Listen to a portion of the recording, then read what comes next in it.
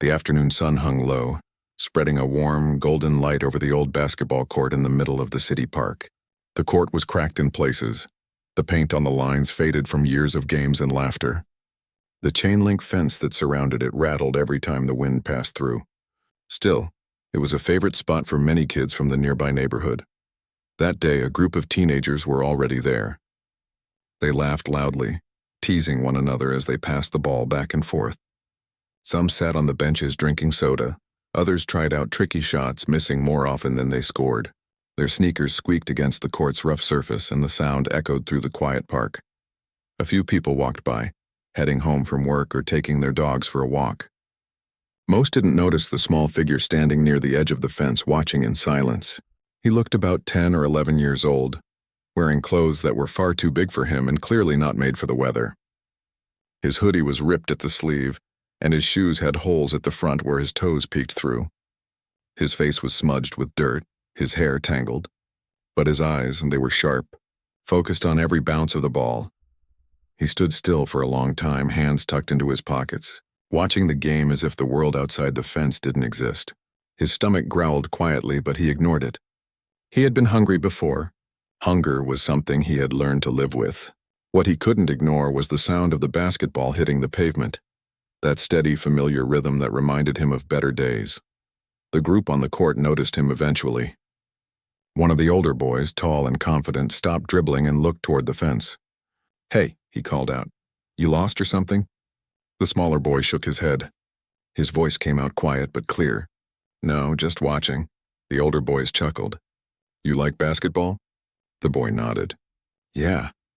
"Well, we're full," another one said, smirking. "Maybe next time, kid." The group laughed again, turning back to their game. But the boy didn't move. He kept standing there, following the ball with his eyes as if he could feel it in his hands. His body leaned forward slightly every time someone took a shot, almost as if he was playing in his mind. After a while, he took a deep breath, walked closer to the fence, and spoke up again. "Can I play?" The laughter stopped. The boys turned to look at him. "You?" one of them said, raising an eyebrow. "You even know how?" The boy hesitated for a moment, then nodded. "Yeah, I know how." The taller one grinned, shaking his head. "We don't play for fun, little guy. You gotta earn your place here." The boy looked down at his worn shoes and then back up. "I don't have money," he said softly. "But if I win, could I get a piece of bread?" For a moment there was silence. Then laughter burst out from the group. Some bent over, slapping their knees. Others just stared in disbelief. "A piece of bread?" one said between laughs. "You serious?" The boy didn't flinch. He stood there quiet, his hands still in his pockets. His stomach twisted again, reminding him why he had asked. He didn't want to beg. He never liked begging. But he hadn't eaten since yesterday morning. He had spent the night near the bus stop, wrapped in a thin blanket he'd found in the trash behind a store. When he woke up, he'd followed the sound of the bouncing ball, the sound that always gave him a strange kind of comfort. The tall boy wiped tears of laughter from his eyes. "All right," he said finally, trying to catch his breath. "Tell you what, kid. You make one shot, just one, and I'll buy you a sandwich. Deal?" The boy nodded quickly. "Deal." One of the others shook his head. "This is a waste of time," he muttered, but curiosity had already spread through the group. They all stepped aside as the tall boy rolled the basketball toward the little stranger. The boy caught it carefully, almost reverently, as if he were holding something precious. The ball was heavy and rough in his small hands. He hadn't touched one in months, maybe longer. Memories flickered in his mind, playing with his mother in a small park, laughing when he missed, hearing her say, "It's okay, you'll get better." That voice still echoed inside him, soft but strong. He took a few steps toward the free throw line. The group watched, expecting him to stumble, to make a fool of himself. The boy bent his knees slightly, just like he remembered. He focused on the hoop, the rusted rim, the torn net swaying gently in the breeze. He ignored the laughter, the whispers. He could hear only his heartbeat and the faint hum of the city in the distance. Then he lifted the ball and let it go. The motion was smooth, almost effortless. The ball rose in a perfect arc, cutting through the air before dropping cleanly through the hoop. Swish. For a second, no one moved. The sound of the ball hitting the ground broke the silence. The boy looked up, his face calm, not smiling, not proud, just tired. "Can I have that bread now?" he asked quietly. The laughter was gone. The boys exchanged awkward glances. One of them whispered something, but no one answered. The tall one stared at the boy, his grin fading. He hadn't expected that. None of them had. The boy picked up the ball and gently rolled it back toward them. "Thanks," he said softly, then turned as if to leave. "Wait," the tall boy called out, his voice suddenly different. Softer, almost uncertain. You play a lot?" The smaller boy shook his head. "Not anymore." "Where do you play?" another asked, though his tone was more curious now than mocking. The boy looked around, his eyes settling on the old swings near the edge of the park. "Just here." When no one's around, the group fell silent again. The tall boy scratched the back of his neck, awkward. "All right, man. Wait here." He jogged over to his backpack and pulled out a sandwich wrapped in foil. He walked back, holding it out. "Here, you earned it." The smaller boy hesitated, his pride and hunger warring inside him. Then slowly he reached out and took the sandwich. "Thank you," he whispered.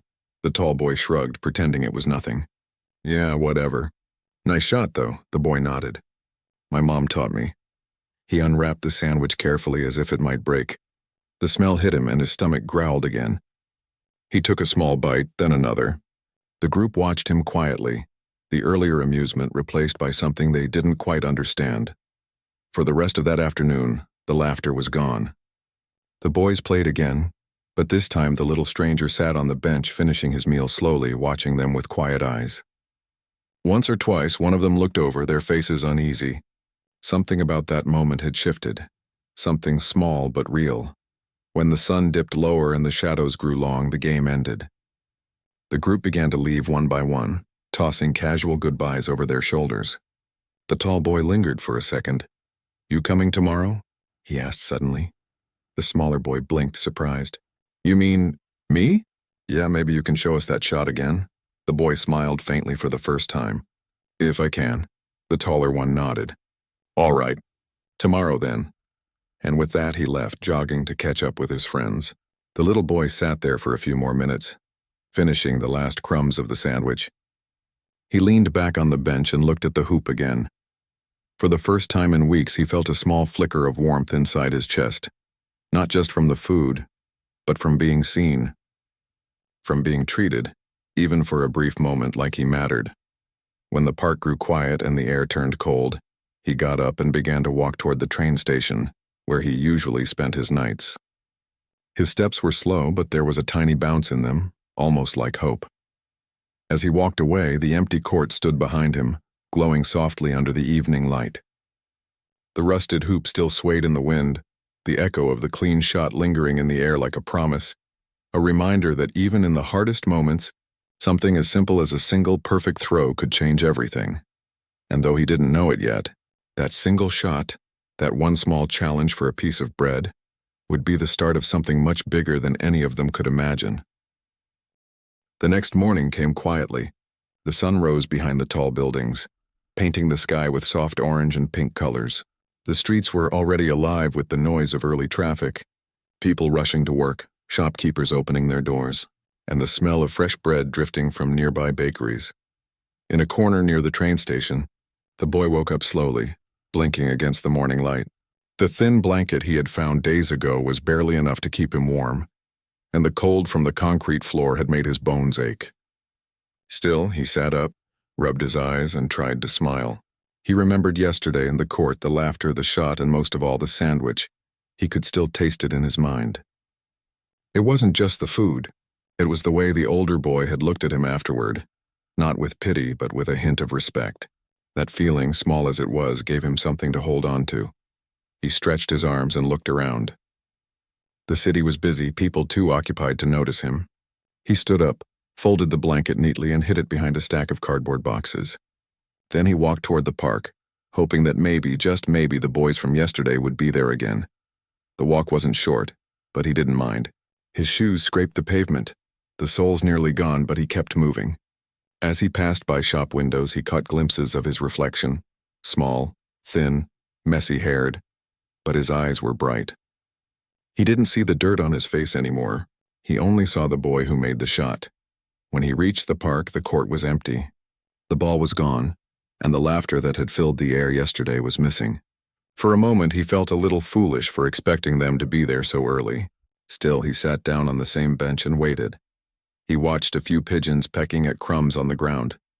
A woman passed by walking her dog. The world went on as it always did.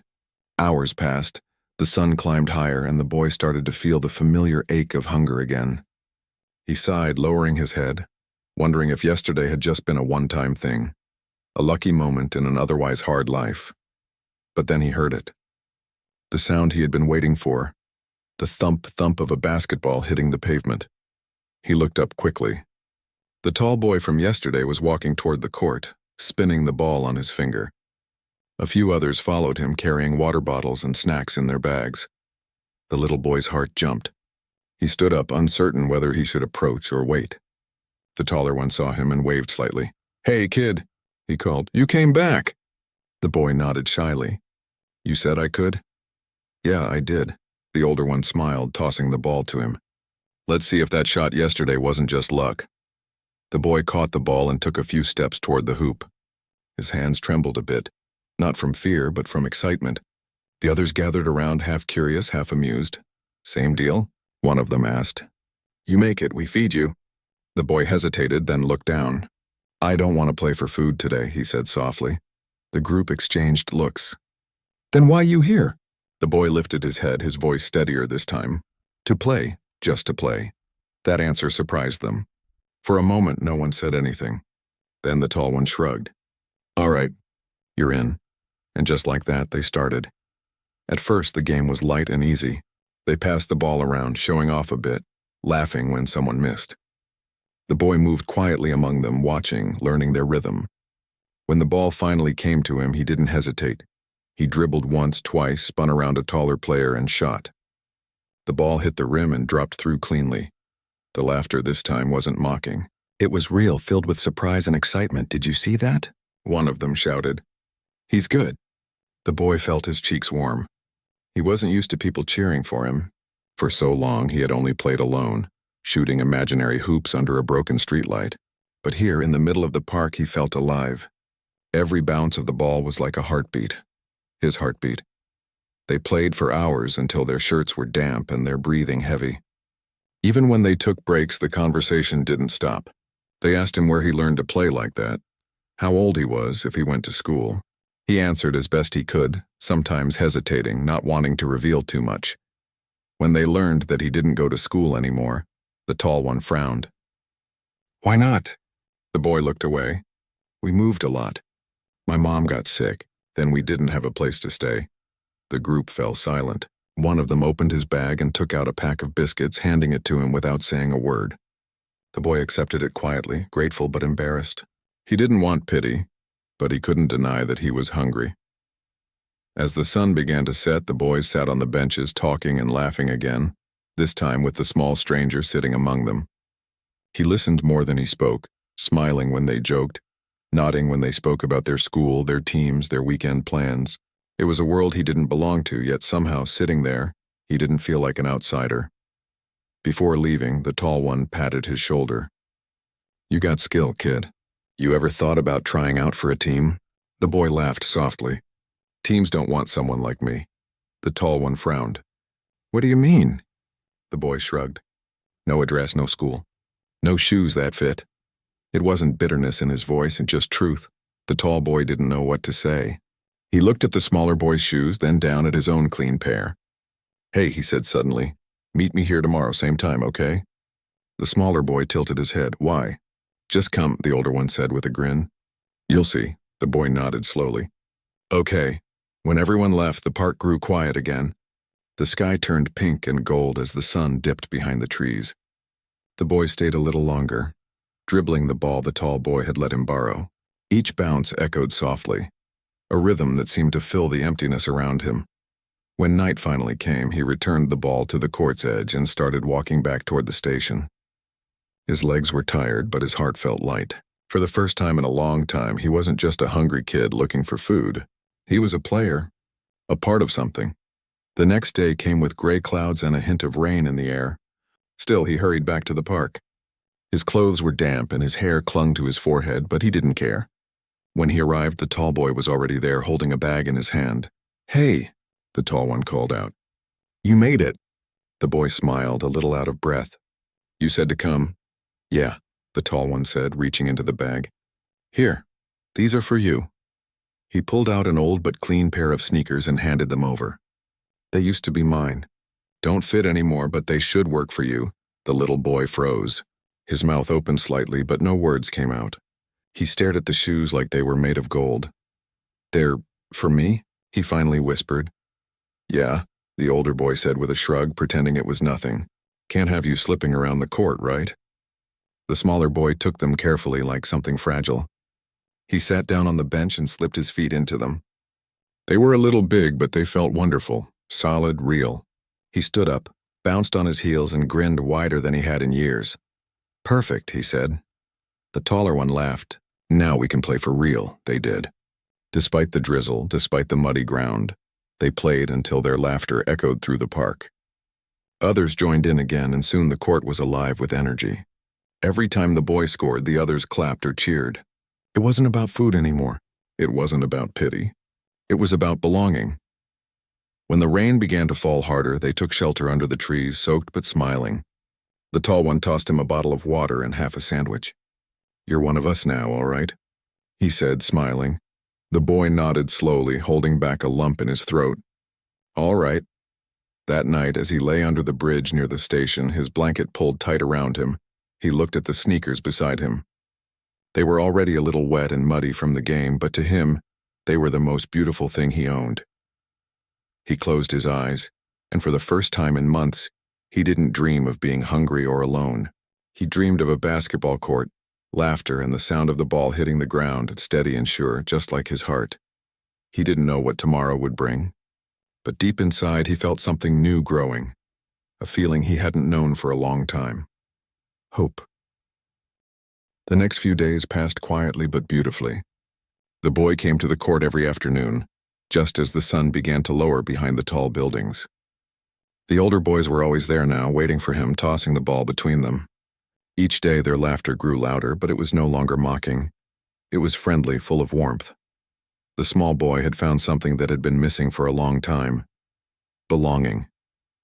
Every shot he took, every game they played, made him feel like he was part of something real. He didn't talk much, but when he smiled, it lit up his whole face. Even the older boys noticed it. One of them once said, "Man, when that kid's around, the game just feels better." They didn't know it, but for the boy, those moments were everything.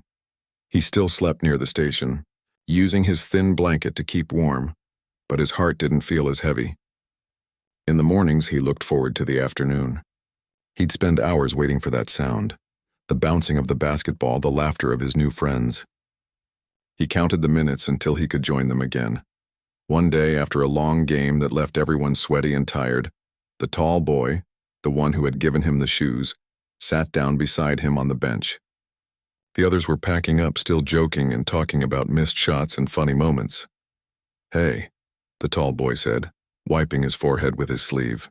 "You're getting better every day. You ever played in a real game before?" The small boy shook his head. "No, just with my mom when we had time." "Your mom played basketball?" The boy smiled faintly. "Yeah, not on a team, but she loved the game. She used to say basketball is like life. You fall, you miss, you try again. Always keep your eyes on the hoop." The older boy nodded slowly. "She sounds like she was smart." "She is," the little boy said quietly. Then his face changed, his voice softer. "She's sick now. She can't play anymore." The taller one hesitated. "She's sick? Like really sick?" The boy nodded. "We used to have a small place. Then she lost her job and we couldn't pay rent. We moved to a shelter, but it got full. Now we stay near the train station. Sometimes she sends me to ask for food, but I don't like doing that." The older boy didn't know what to say. He looked down at his shoes, feeling a tightness in his chest. All this time, he thought the kid was just hanging around the park for fun. He never imagined this, and a mother and son with nowhere to go. "Does she know you come here?" he asked gently. "Yeah," the boy said. "She says it's good for me to play.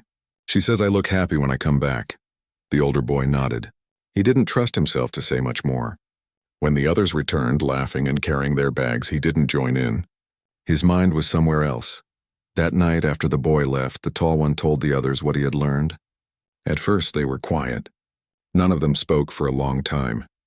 The idea that their new friend didn't have a home, that he and his mom were struggling just to eat, was hard to process.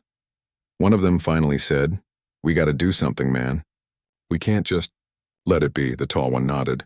"Yeah, but we can't make him feel bad either. He's proud. You can see it. We just gotta help him without making it look like charity." They all agreed. From that day on, they found little ways to help. One brought extra snacks every time they met. Another slipped a few coins into the boy's bag when he wasn't looking. The tall one started bringing an extra bottle of water and an apple for him. The boy noticed, of course. He wasn't naive, but he never said anything. Instead, he accepted their kindness with quiet gratitude, and he worked harder than ever on the court. A few weeks later, the tall boy's father, a local basketball coach, stopped by the park to pick him up after practice. He stood by the fence for a moment, watching the kids play. When he saw the small boy darting between taller players, moving with sharp focus and surprising speed, his eyes lit up with interest. "Who's that kid?" he asked. The tall boy grinned. "That's my friend. He's really good, right?" The coach nodded. "He's more than good. He's got natural talent. Where does he play?" The tall boy hesitated. "He doesn't. He's not on a team." "Then he should be," his father said simply.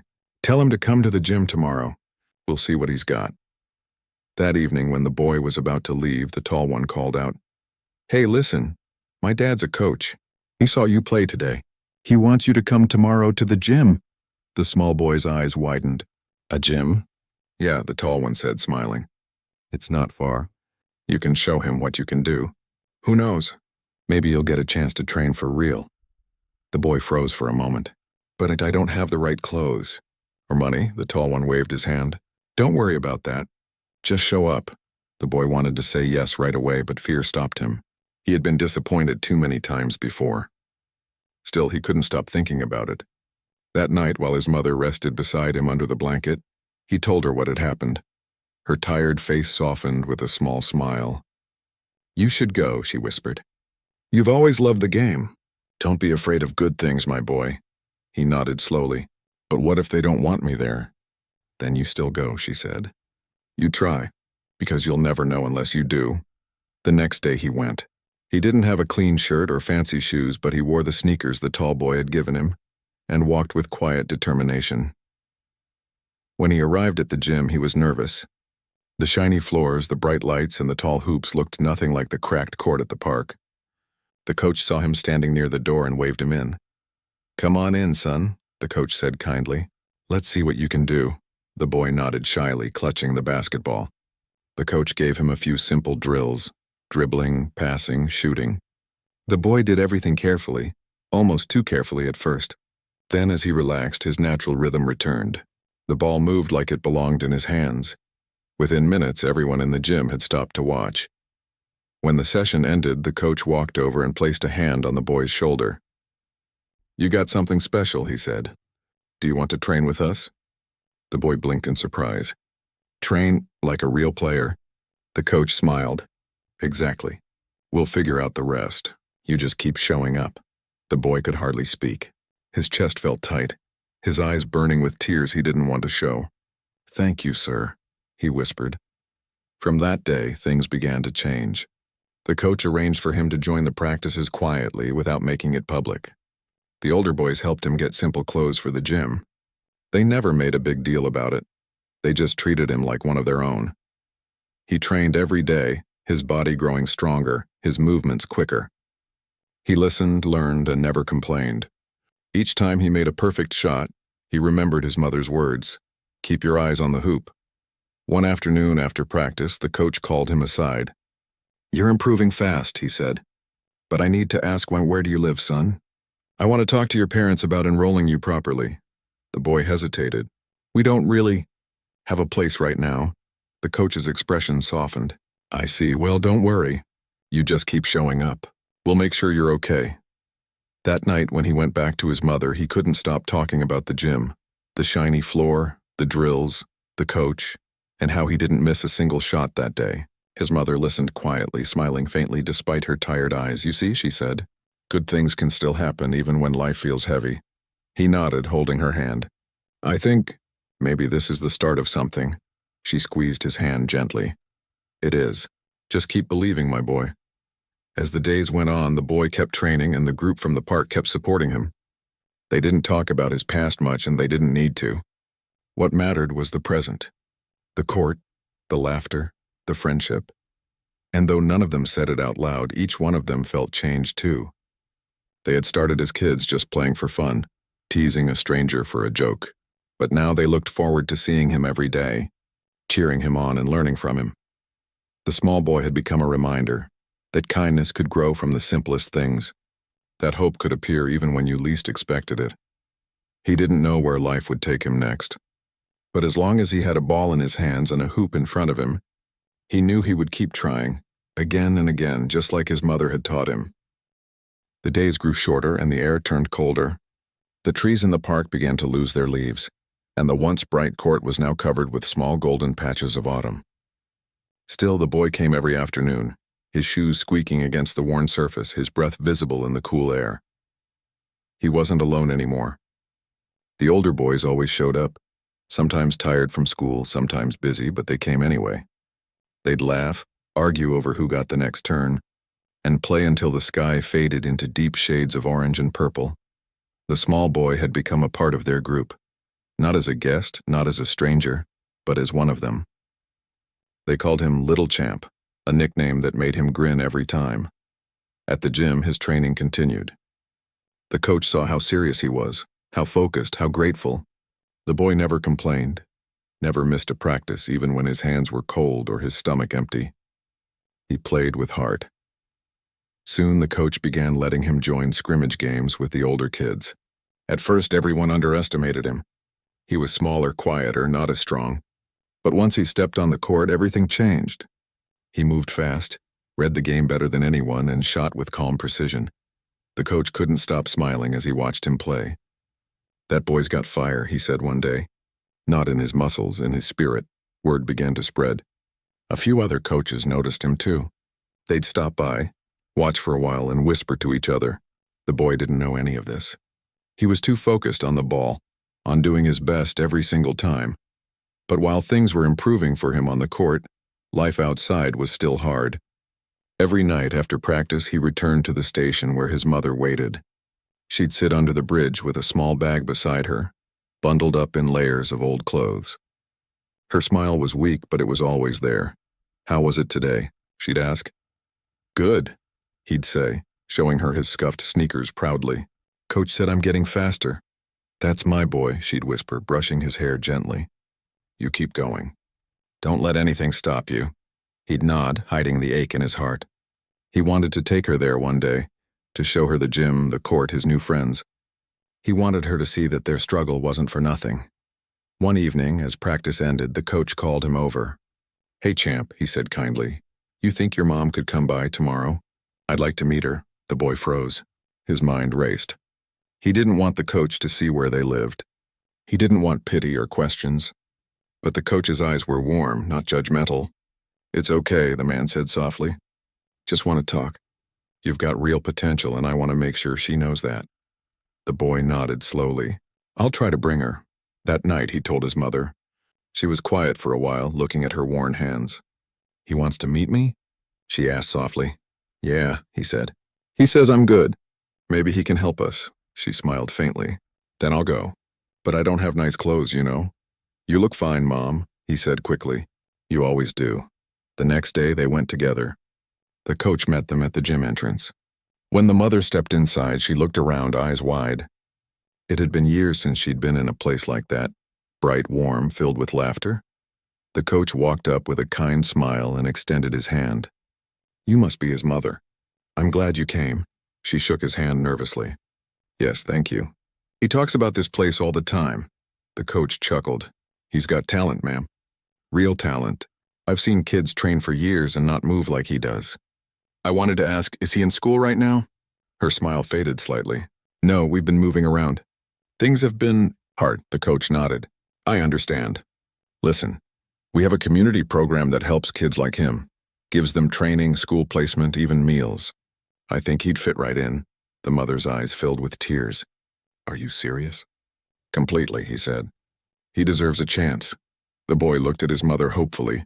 "Can I, Mom, please?" She looked at him for a long moment and then nodded, her voice shaking. "Yes, you can.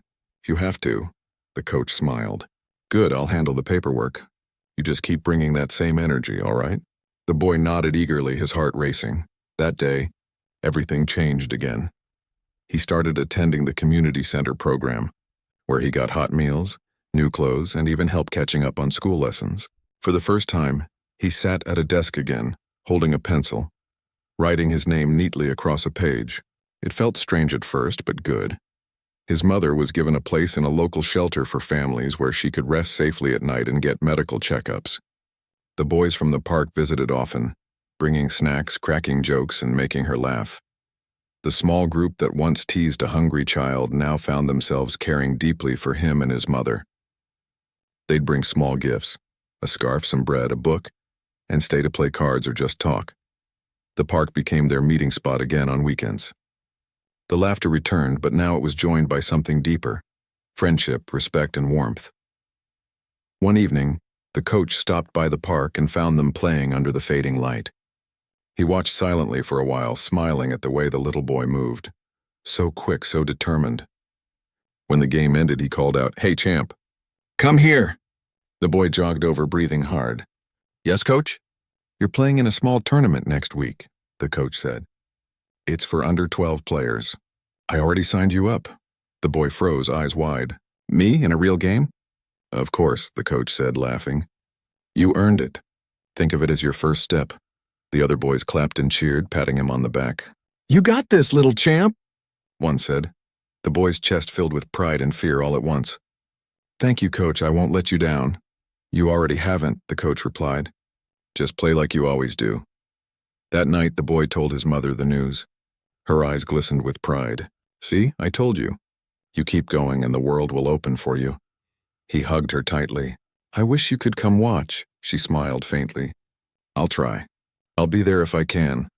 The week passed in a blur of excitement and nerves. The boy practiced harder than ever. The coach guided him patiently, helping him sharpen his shots, teaching him how to work with teammates. Finally, the day of the tournament arrived. The small gym buzzed with noise, cheering parents, whistles, the sound of sneakers against the floor. The boy stood by the bench, heart pounding. He scanned the crowd and spotted a familiar face near the back. His mother, bundled in her old coat, smiling weakly but proudly. When he saw her, his fear melted away. The whistle blew. The game began. He played with everything he had. His passes were sharp, his shots clean, his focus unshakable. The crowd started cheering for him, calling out every time he scored. The coach watched from the sideline, nodding proudly. By the final minute, his team was down by 1 point. The ball came to him. The noise around him faded, the world slowing down. He took a deep breath, remembering his mother's words. "Always keep your eyes on the hoop." He took the shot. The ball sailed through the air and dropped perfectly through the net. The crowd erupted. His teammates rushed to him, shouting, laughing, lifting him off the ground. He looked toward the stands where his mother stood, clapping through tears. That moment, that one shining, perfect moment, and it felt like a dream. After the game, the coach handed him the small medal and said, "This isn't just for winning. It's for fighting, for never giving up." The boy looked at the medal, then at his mother, then at the coach. "Thank you," he whispered, "for everything."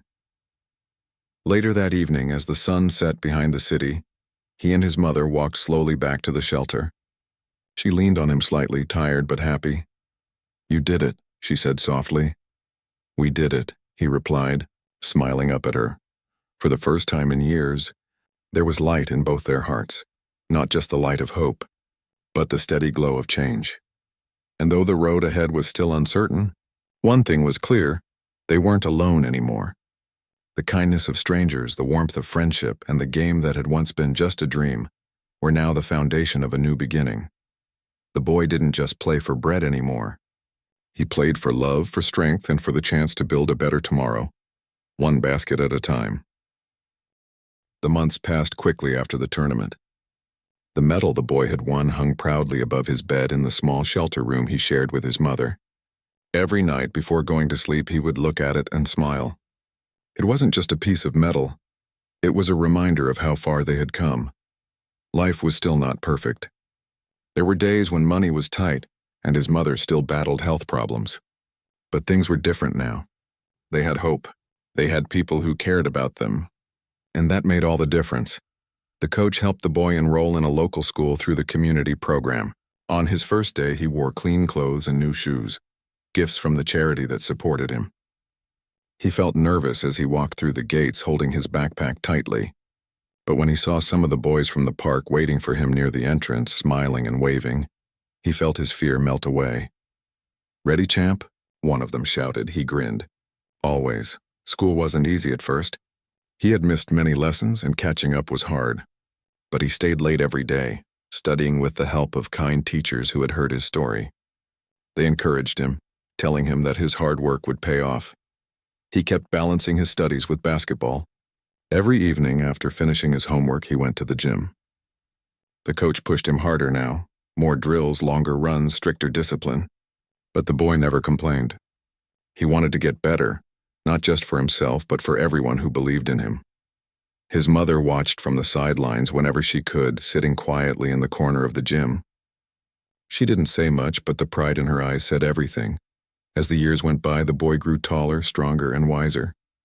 The shy, hungry child who once asked for a piece of bread had become a confident young player with a clear goal. He started playing in local tournaments, then district matches. His team often won, and his name began to spread around the city. People loved watching him play. He wasn't just skilled.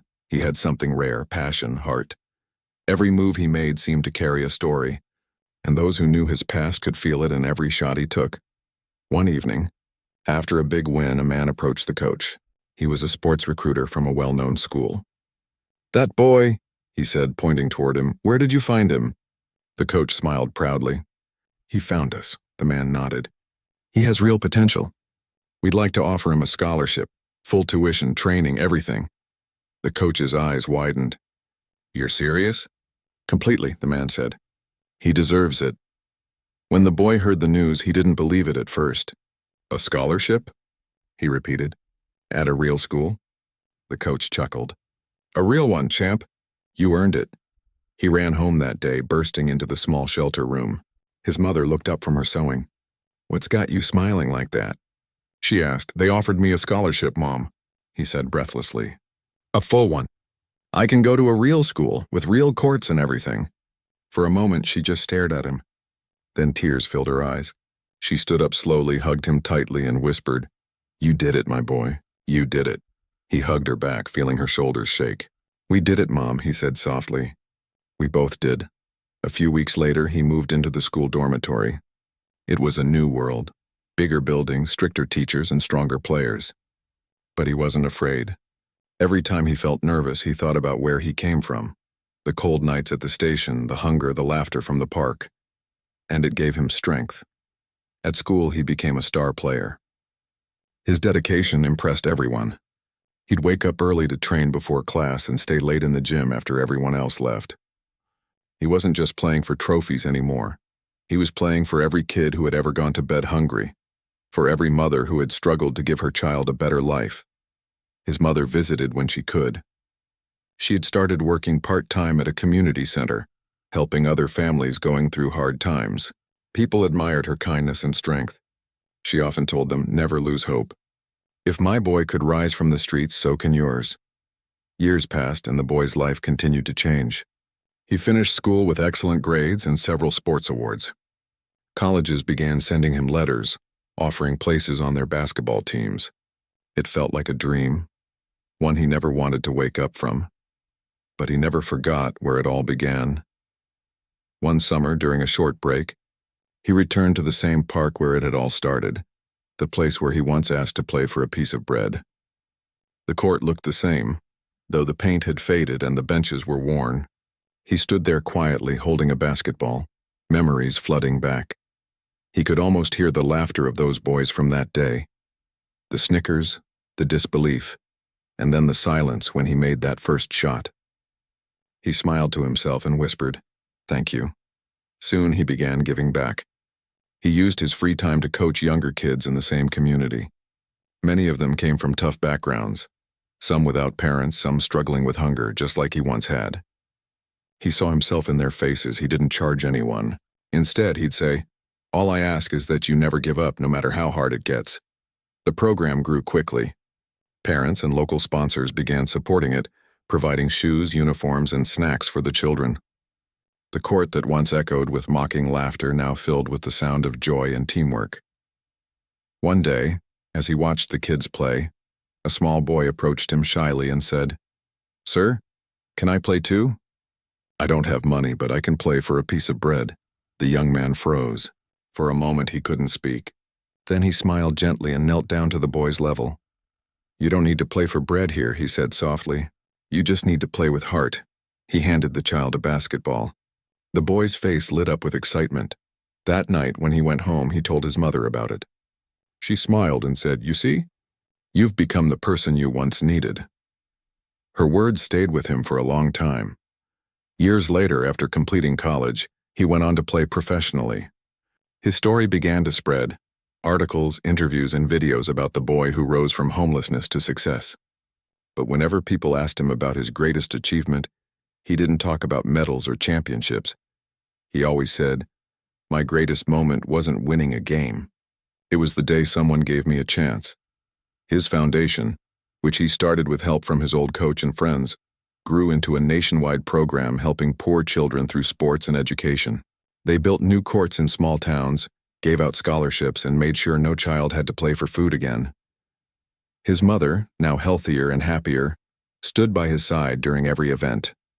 She'd smile proudly as she watched him speak to crowds, always humble, always thankful. And at one special ceremony, where he was being honored for his work, he stood on stage and looked out at the crowd. For a moment he saw it all flash before him: the hunger, the laughter, the kindness, the second chances. He took a deep breath and said, "I once asked to play for a piece of bread. That day someone chose kindness over pride. That single act changed my life. So if you ever see someone asking for help, don't laugh. Don't turn away. Just give them a chance. You never know what that chance might become." The audience stood and applauded. His mother wiped tears from her eyes. The coach, sitting in the front row, nodded proudly. After the ceremony, he walked outside and looked up at the night sky. The stars were bright and the air was cool. He smiled, thinking about the long journey that had brought him here. Every struggle, every kindness, every game, he whispered to himself. It all started with one piece of bread. The world was quiet for a moment, and in that silence he felt peace. Back at the park, the sound of bouncing basketballs echoed under the evening sky. The children played with laughter and energy, unaware that their mentor had once stood exactly where they stood now. Hungry, uncertain, but full of dreams. A small plaque had been placed near the court fence. It showed a photo of a boy holding a basketball, his clothes torn but his eyes full of hope. Underneath it read, "He played for a piece of bread. Now he plays for hope." And just like that, the story that began with hunger ended with purpose. A story that reminded everyone that a small act of kindness can change a life forever, and that sometimes the simplest game can lead to the greatest miracle of all.